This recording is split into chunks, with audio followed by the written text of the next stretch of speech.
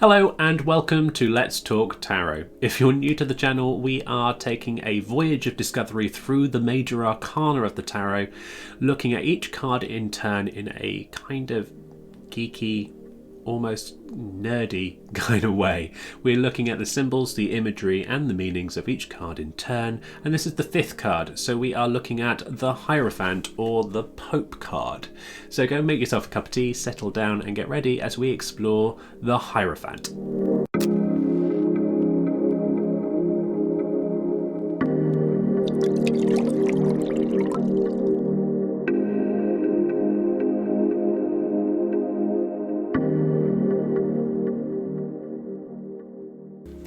Hey guys, so we are looking at the Hierophant of the Pope. This card really does pair well with its little partner, the Priestess, the High Priestess or the popess. So much so that I recommend you having a watch of that video if you haven't already, because it will give you a good understanding of this card and also help you understand some deeper meanings where they are different and where they contradict, and especially that make you understand when they appear together. Or when you get one of these cards, not the other, why you've got that difference. So take a look at it. If you have already seen it, great. I will be dragging in the High Priestess card occasionally to demonstrate a certain few points. As always, I am using two tarot decks. The people that have watched this channel before will know this and can repeat alongside me. I am using this deck, which is the Veritable Tarot de Marseille by Kris Hadar, and I am using this, which is a Rider-Waite-Smith deck. This is French Tarot 1700s. This one was retouched, remastered by Kris Hadar, who's a Canadian. I quite like this because it's nice and designed to read divinatory wise. And this one is by Pamela Coleman Smith artwork, instructed by A.E. Waite, and is based more on the occult Golden Dawn style tarot, even though it was after A.E. Waite left the Golden Dawn. So this is about 1909. I keep meaning to look this up. I think it was published in 1909 and then went out of print for a while, and then was republished in about 1920s, which is why I kind of get a bit stuck with this. But it's early 20th century anyway, and this one is 18th century, so the 1700s was the kind of peak of the Marseille. I do two decks because I want the deck that you are using to be represented by these videos, and your deck is probably, if you can hear a car going mad in the street, sorry about that. I want it more likely to correspond with one or the other. Quite a lot of tarots are based on the Marseille, some of the others are based on this Rider-Waite-Smith, so it should represent quite a lot of the tradition of tarot. If you have a deck that falls outside of this, I'm really sorry. Some of the symbols might be similar, but I don't know where to go from that. So as usual, I'm going to be talking about the number, the name and the image. And I'm going to start with the name first. Sometimes there is a tradition of tarot that got rid of the religious figures in it. I think the Besançon, the kind of the early one of the early, I think it's Swiss traditions, gets rid of this. It was an influence by the kind of that Protestant removing of religious imagery from playing cards and things.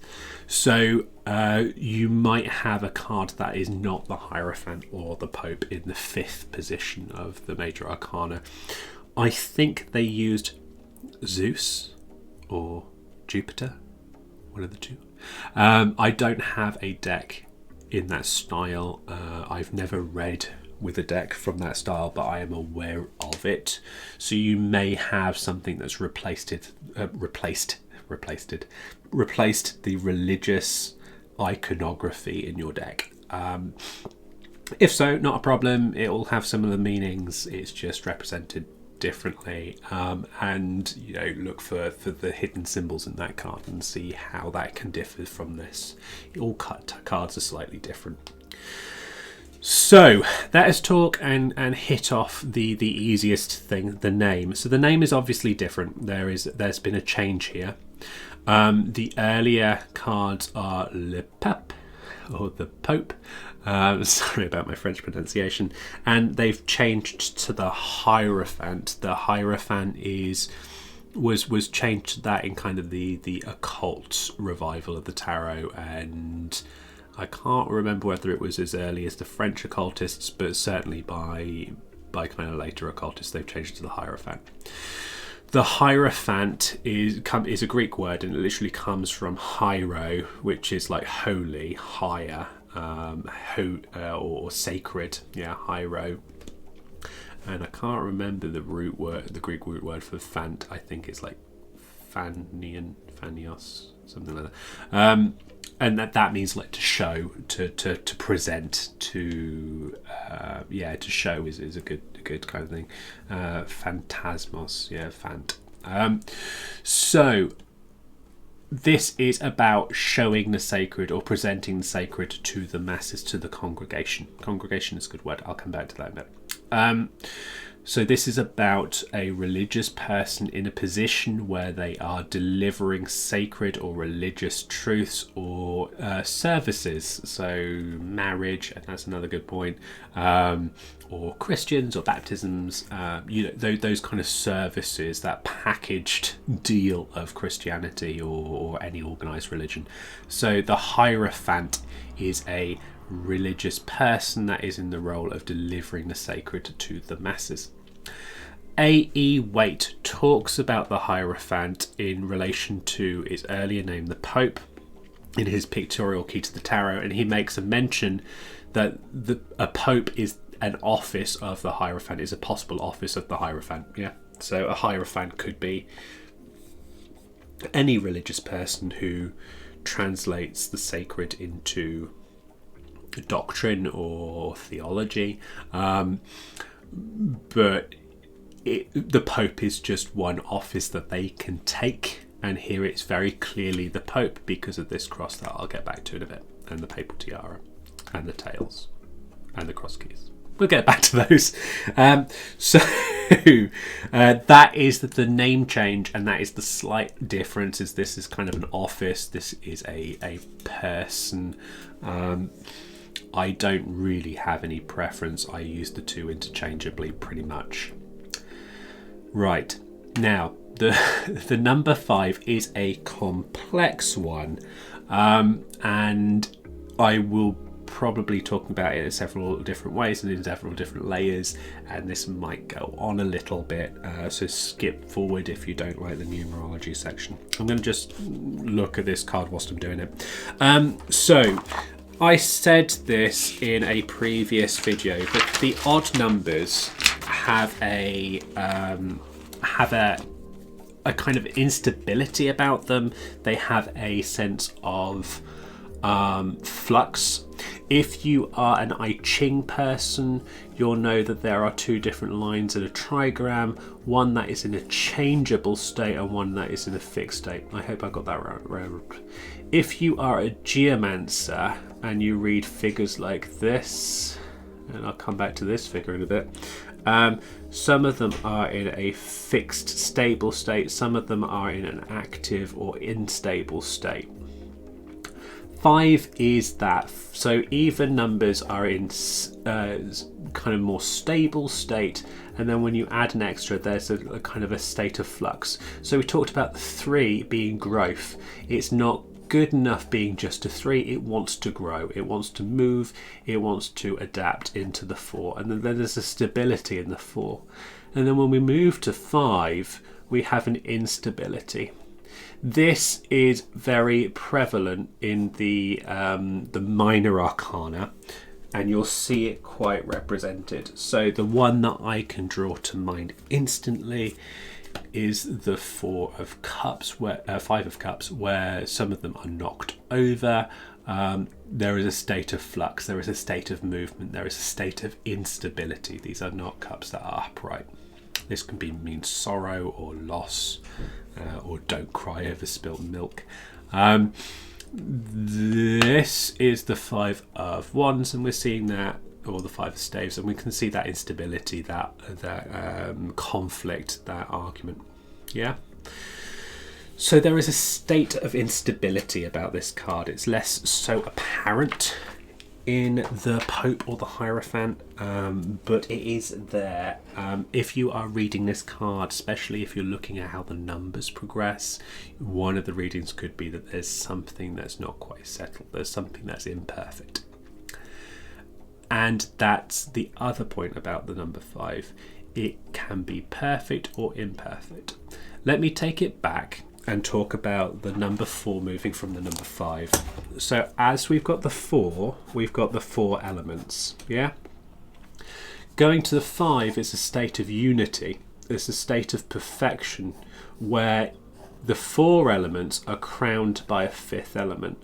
They are combined and stabilized by that 5th element. So we have matter on the bottom and spirit on the top. So we have spirit ruling over the 5 elements, or stabilizing the 4 elements, yeah? So this is spirit over matter. But there's another way of putting this pentacle, or a pentagram. So pentagram is the, without the circle like this. Pentacle is with the circle, CLE circle. So this upside down version can mean, some people kind of attribute this to Satanism or to evil. It's just not really like that, but it is this spirit being dominated by material. You know, it's the imperfect state. It's this, you know, you want the spirit on top of matter. Here it's subverted. It's put underneath matter. Spiritual goals are less important than material. It can be about greed. It can be about, you know, monopolizing off other people. So this is a state of imperfection. So there's a type of duality here that, even though 5 is about unity, it's also about one of unity of opposites, unity of duality. That makes sense?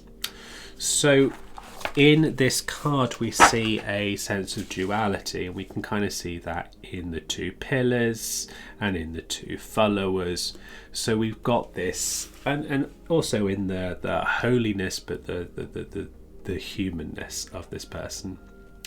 And that's another good point about the number 5.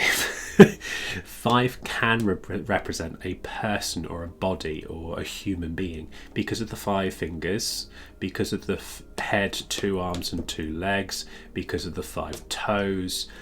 So it can represent the body and the health of the body. So because of that, we've got a person in their 2 dual aspects, as a physical person and as a spiritual person. And we've got this person as a perfectly imperfect unity of the 2. And this is no more relevant than in the Pope.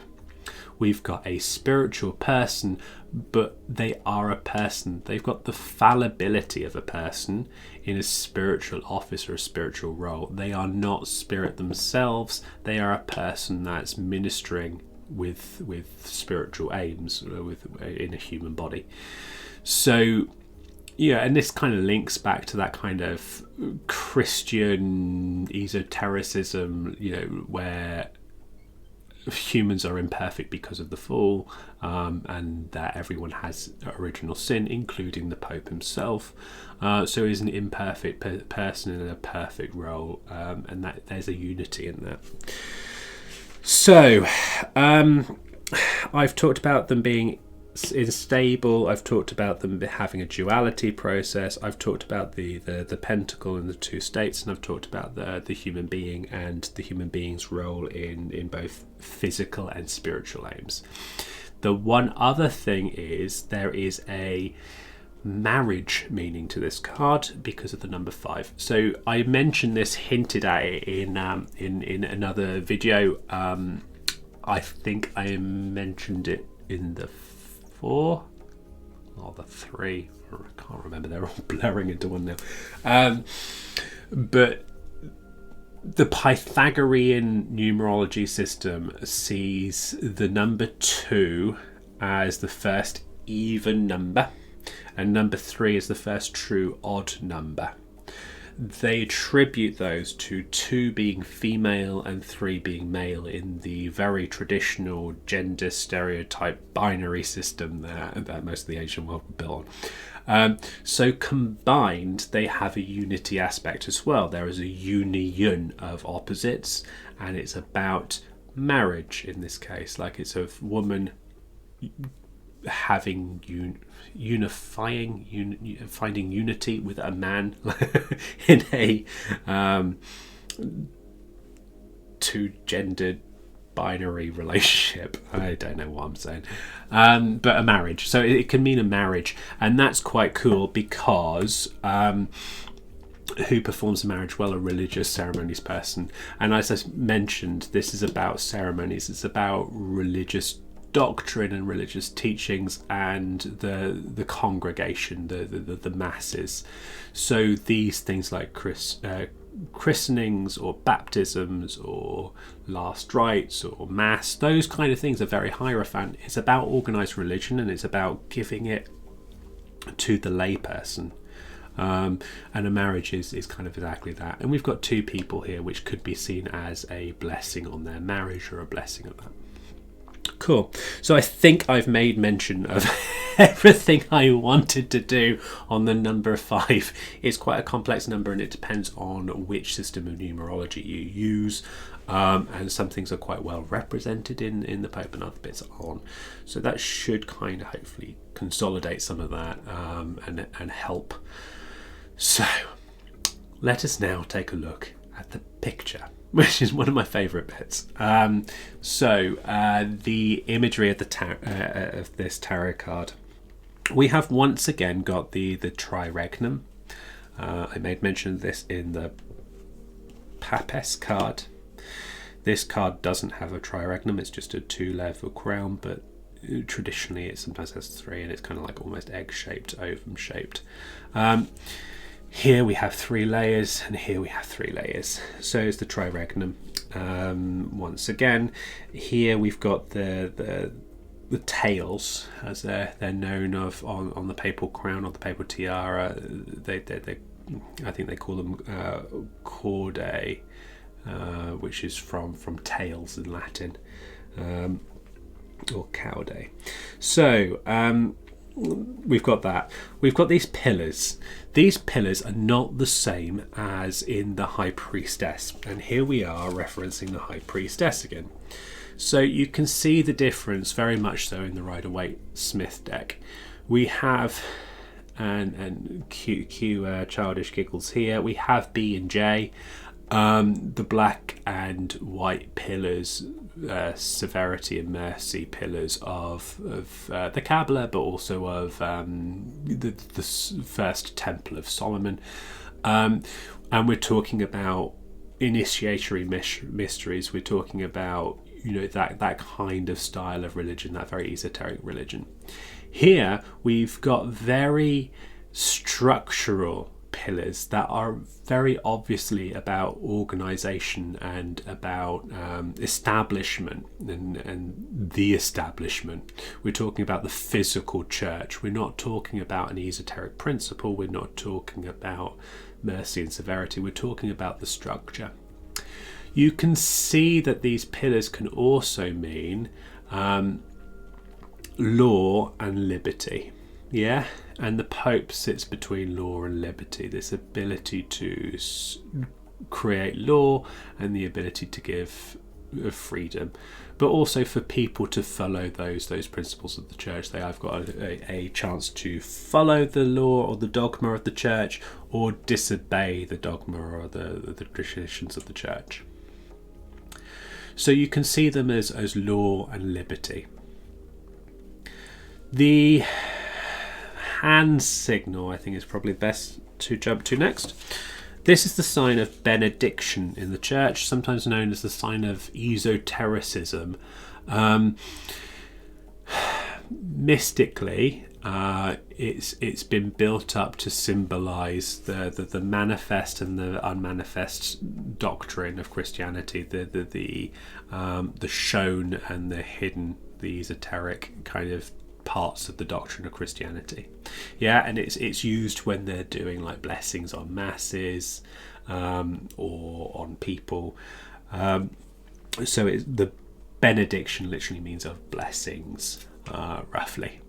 So this is the sign of benediction. There has been some recent debate on whether this was started because St. Peter had an issue with his ulnar nerve or his ulnar bone, and actually he was slightly unable to straighten his fingers. They were bent, and thus future patriarchs of the church copied this symbol because that's what St. Peter did, but actually it was because of a damage in here or down here with the tendon. So I kind of like to believe that, and it's quirky enough that I'm sharing it. But anyway, in terms of esotericism, in terms of occultism, it's the sign of benediction, and you can see the ring here as well. This is the papal cross, the three-tiered cross. Here it's very much the papal cross. Here it kind of almost looks like the Maronite cross. I don't think it's supposed to be, but it's just these little knobbly end bits make it look like it's more aligned to a specific type of papal cross. However, it's the papal cross. It's talking about the office of the Pope. I don't know whether these physically exist or whether they've only ever been used symbolically. Off the top of my head, I can't quite recall. But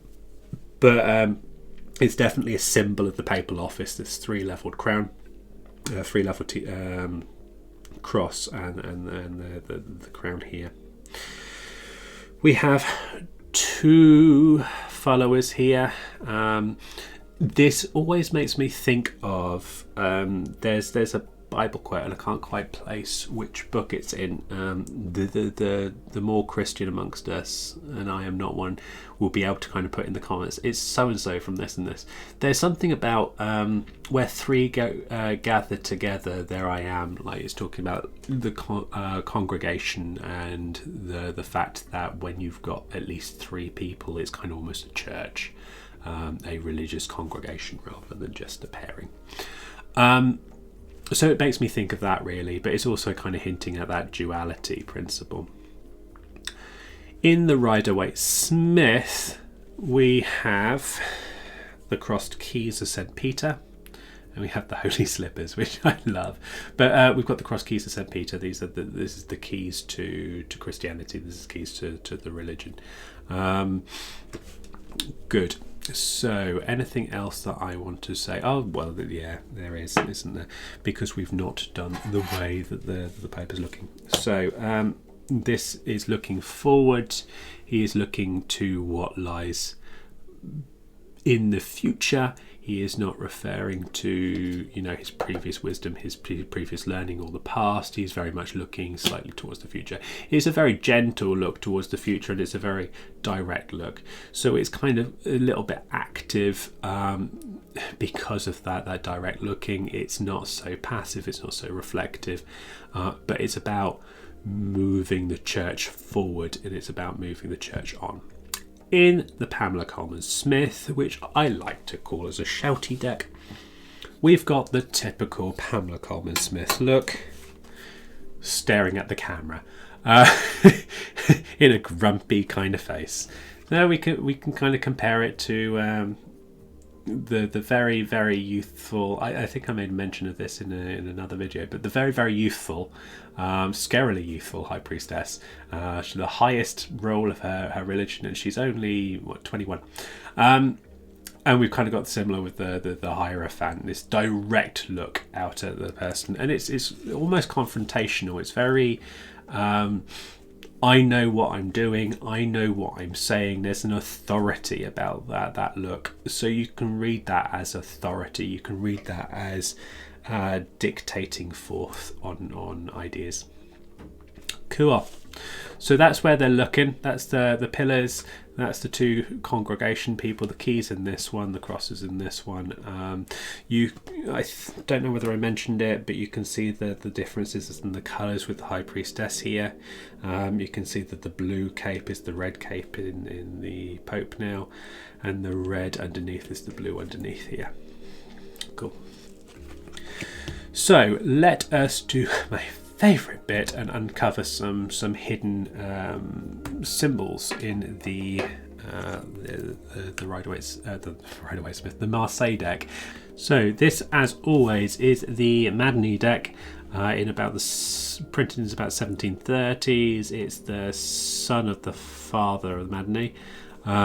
I prefer this tarot to work with because I love the faces, and I think the artwork's great, even though it looks like it's been coloured in by a preteen with this splodge of yellow here. That's because of the style of printing that they use with the printing plates. However, I do quite like it. I do think it's a very, very clean and nice version of the Marseille. So there's two things that I want to point out in kind of like the hidden symbols section. So the first thing that I spot, and it's not intentional, I don't think this was ever designed to be this, and I don't know whether like any other of the kind of occult tarot readers kind of really mention it. But the first thing that I do see is these 2 points here. This point here on the face, or the head, either or, just one as points, and this sign of benediction, and then these 2 people here. This to me is, pretty glaringly obvious. It might not be 2 other people because it is pretty obscure, but this kind of 2 to 1 to 1 to 2. This is this symbol here. I'll just make it very easy and clear for you to see, and it's a geomantic symbol. It's one from geomancy, which is divination by the earth. Sorry about the different size of that dog, so that's my varying pressure. So this symbol in geomancy, the divination of earth methods, is one of 16 figures. This particular one is conjunctio. So we've got a triangle here and a triangle here, and they're going to be combining. So union of opposites. So this means marriage, which is what we spoke about in terms of the 5. It can also mean congregation, or people gathering together. And that's this kind of 3 people kind of gathering together as a congregation. So this gathering is very important for the Pope, because especially when we're using the word Hierophant, that fant comes from the necessity to pass things on to other people, to officiate the religious laws. It's about theology and the praxis of it. So that's the first thing that I spot when I'm looking at kind of like hidden cards symbols. So the second thing and the last thing is, if we go here, we see this very blocky bottom, this very squared bottom. And that square, as we spoke about in the Emperor, is a symbol of matter, is a symbol of solidity. It's also about the 4 elements, yeah? We can also see a triangle on top. Whether we go from this, or we go from the head or the crown, we can see this triangle topping. I'll go to his necklace, that looks nice. We can see we've almost made a little house now, and that's the spirit. So when we've seen triangles before, we've kind of mentioned it as spirit. So this is spirit over matter. It's talking about the religiosity of this card, and whether you go from the head or from any of the other central points, that's fine. So that's pretty clear. The other thing is that there's this line here, this duality. So this duality principle is not material because it doesn't create a physical shape.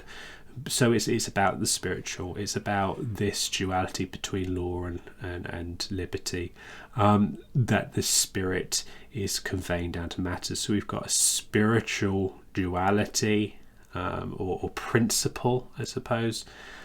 Spirit moving through a person down into the physicality. You could also, I suppose, see this as an upside down triangle, at which point it's descending spirit to a raising spirit, and then it looks a bit more like this conjunctio that we were seeing earlier.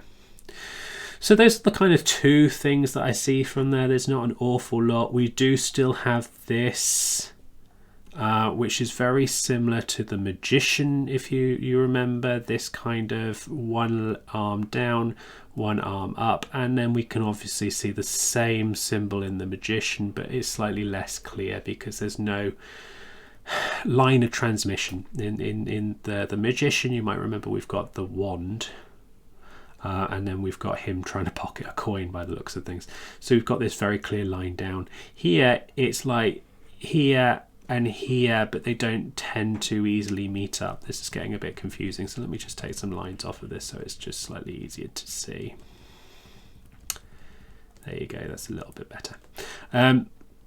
So this would be the lower arm, and this would be the upper arm, and these are very similar in the Magician, one down, one up, and we were talking about that as above, so below. Here, interesting, the as above is not some sort of spiritual thing, it's the papal cross, yeah? So we're almost saying that the higher authority is the church. It's not, or the office of the Pope. It's not necessarily the actual spirit. It's not necessarily the actual connection to the divine. It's about channeling that office, those teachings to the masses. And then we go down and we see this sign of benediction. So like I said, this can form a figure of 8, but there's a break in it. We're not seeing a link between this very clearly. Okay. So that's an extra one that I just saw whilst I was talking about it. So there's this, and I think that that's a really quite a nice echo of the Magician here. And I think that that's a very key difference, that this is about the channeling of the higher authority, in this case being the Pope or the Church or the papal teachings or the Church's teachings, down into action on the masses, which comes through in ministry, in this sign of benediction to the masses. And that's quite key to some of the meanings of the Pope. Cool. Let us go back down to my card table. Loading up. There you go. Haha. Things are working for once. So as you can see, those are the kind of symbols. I don't know whether people would like me to grab out the Magician just to show that, just in case you didn't come from the Magician, which you should have done. Go back and watch it. But there you go. There's this kind of one arm down and one arm raised. And yeah, so there you go. So that's that similarity that I'm spotting, but it's less about higher authority and you know, the will or the divine. It's more about what the papal church's teachings are. So that goes over the symbolism of these cards pretty well. From those you can derive most of the meanings. The positive and negative meanings come from those, and the positive and negative meanings are kind of almost flip sides of one or the other. So the biggest difference we should do is comparing it to the High Priestess. Whereas the High Priestess was in touch directly with the divine, and it's not talking about organized religion but intuitive religion. It's talking about being connected to the divine and having the divine through actions. Yes, we can talk about its book learning, its book teachings, its book wisdom, and this is oral teachings and oral wisdom, but this is also organized church. It's also, there's more of the sacred in the traditions and continuing the traditions than there is by accessing the direct link to the divine. You know, the popess is willing to change her practices depending on what her connection to the divine says and her intuition says. The Pope is less interested in changing those teachings. It is about giving ministry. It's passing those teachings on to a congregation or a people. So that's one of the key differences. This is really intuitive. This is more earthy religion-y type things. This is a lot more intuitive, and maybe like those kind of lay Christians that just kind of say that I'm kind of Christian, I believe in God, this is what I practice, but I'm not really a churchgoer. This is kind of this. And this is more organised religion. This is structured religion. This is the rituals, the rites, the congregations, the processions, those kind of aspects. So a lot of this is to do with authority and passing things over to the masses. Some of that indicates one of the negative aspects, that it is about teachings that aren't reflected on or aren't intuited or considered. It's very much the 10 Commandments type of passing on of law. It is don't do this, do this, do this, don't do this, and not questioning it. So there's an aspect of not questioning authority here. In terms of authority, it can be an authority figure, and sometimes it's linked to a grandfather because it's older than the emperor. So it could be grandfather, but it's one of authority that dictates their rules or their traditions on, rather than intuits. Cool. So the other way that it can be is that there is this continuum between... Not really. There's this... Yes, you've got dogma on one side, but at sometimes people require that for guidance, and people see that as divine guidance. So this can be a card of guidance in its positive sense, and they're having a structured guidance, not just a word of wisdom or a word of belief or principle, but one that is actually ordered and structured. And people gravitate to the church because they're looking for that guidance and because they're looking for that support.